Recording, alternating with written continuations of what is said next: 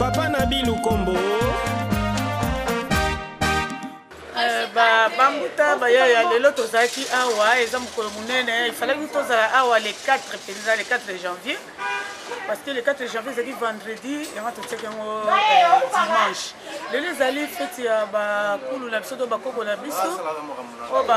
babundelaki biso le 4 janvier lere ya indépendance na biso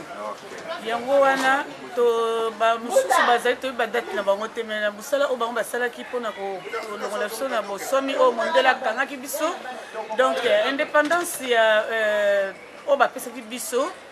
ezalaki mobulu matata tellement mondele bandaki koboma biso mingi yango wana bakoko na biso ya mikuse bayaki basalaki mosala entuka babomaki mpe mindele mingi te mindele bayi kopesa biso bosomi oyo tozwaki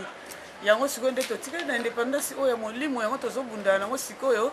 ndenge batindaki Mbuta Nabi Lukombo na bakoko na biso aya kolamusa bana bilembo awa ebanda na mboka Angleterre mpo Mfumuki Mbongo alobaki bana na biso te bana oyo ya bana na biso te me bana ya bana na biso 4e génération donc ezali nga na yo bana ya bilembo totika kovana na ndako Jésus ayaki mpona biso te biso tokendeki kodefa banzambe ya bapaya me ntango toyebi ya biso tozonga na bobiso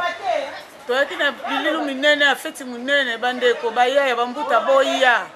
boya toyeba bonzambe na biso toya koyekola bonzambe na biso tomona loboko ya bakoko na biso na loboko ya baprofete na biso bazali ebele nzambe tokosamba aza nzambe moko me biso na Afrique toza na nzela mosusu ndenge mpe India aza na nzela na ye ndenge mpe chinois aza na nzela na ye ndenge mpe mundele aza na nzela na ye na Jésus biso tozali na baprofete na biso ebele oyo tobelelaka lere nyonso te yango wana aza kobenga bile bofana bandako te babisika na bozokende eza bisika na bino te Yesu asalaka na ye te asalaka te Bible kutu preuve aneke bakomaki yango me bakomi lisusu mosusu donc batelengani Bible wana esesila nango ngala mpo Mfumuki Mbongo alobaki ntango poso mwindo akolamuka Bible mundele ekokosela biso esili nango ngala alors boya ebele tokumisaka bakoko na biso tokumisaka baprofete na biso tokumisaka tata Nzambe matondo